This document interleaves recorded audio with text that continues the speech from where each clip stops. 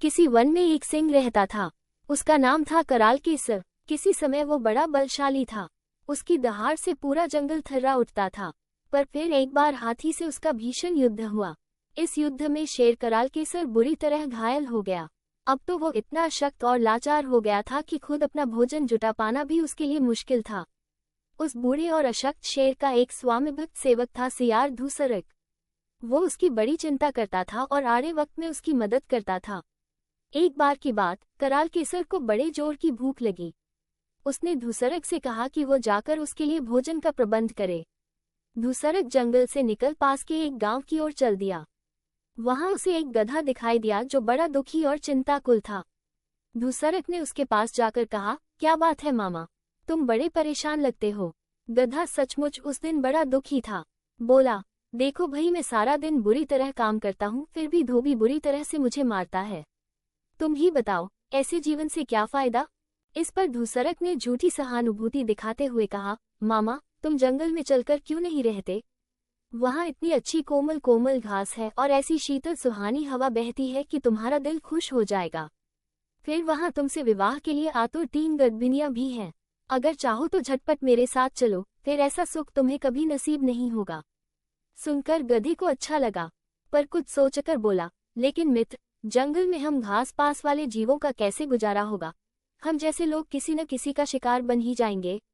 अरे कैसी बात करते हो मामा, सियार धूसरक बोला, मैं हूं ना, मेरे होते हुए कोई तुम्हारा बाल बांका नहीं कर सकता। फिर 3 इतनी सुंदर गधियां वहां है कि तुम्हें लगेगा कि तुम्हारा जीवन धन्य हो गया। और खाने को तो एक से एक ऐसी बढ़िया वनस्पतियां हैं, जैसी शायद खाली स्वर्ग में ही होती हूँ। अब तो गधा झटपट तैयार हो गया। बोला, चलो, मैं अभी तुम्हारे साथ चलता हूँ। धूसरक सियार मीठी मीठी बातों में फंसाकर आखिर गधे की उस कसल केसर शेर के पास ले आया। शेर गधे को देखते ही उसे मारने के लिए झपटा, पर इतनी देर में गधा भी चौकन्ना हो गया था। उसने तेजी से दुलती मारी और भाग निकला। शेर बेचारा हाय कहकर बिलबिलाता रह गया। गधे के जाने के बाद धूसरक सियार ने शेर से कहा, अरे, आपकी यह कैसी हालत है। आप तो सामने आए निरीह पशु का भी शिकार नहीं कर सकते, तो फिर आपके जीने का फायदा। कराल केसर लज्जित हो गया। बोला, जब तक मैं उस पर झपटने की तैयारी करता, तब तक उसने जोर की दुलती मार दी। तो भला मैं क्या करता।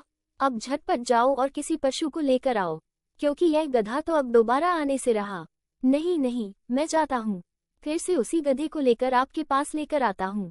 धूसरक सियार ने कहा। इस पर शेर को यकीन नहीं आया।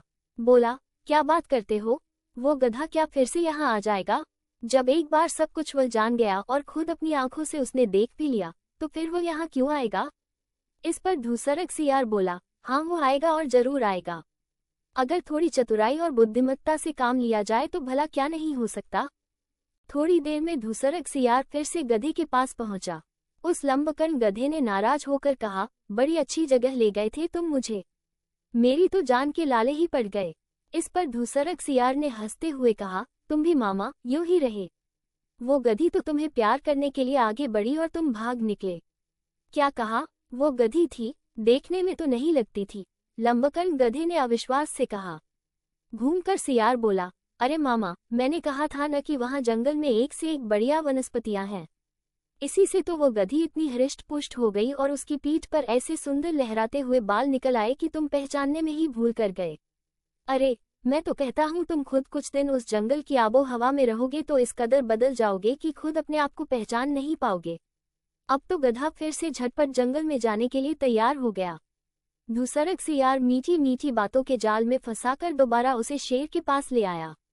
इस बार उस बूढ़े और अशक्त शेर कराल केसर ने कोई भूल नहीं की और एक ही झपाटे में उसका काम तमाम कर दिया। फिर सियार को उसकी रक्षा करने के लिए कहकर स्नान करने चला गया। उसके जाने के बाद धूसरक सियार अपने लालच को रोक नहीं पाया। उसने झटपट उस गधे के कान और दिल खा लिया। शेर लौटकर आया तो लंबकर्ण गधे के कान और दिल को न पाकर क्रोध से भर गया। बोला, दुष्ट, तूने मेरे शिकार को जूठा कर दिया, अब मैं इसे कैसे खाऊंगा।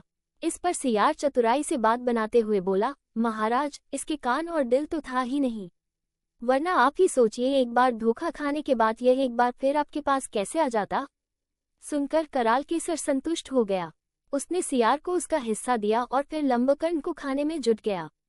जो शख्स अपनी अक्ल का इस्तेमाल नहीं करता, वो एक बार धोखा खाकर भी नहीं सीखता, फिर उसी गड्ढे में जा गिरता है। ऐसा ही तो वो मूर्ख लंबकर्ण गधा था, जिसने मूर्खता के कारण बिना बात अपनी जान गंवाई।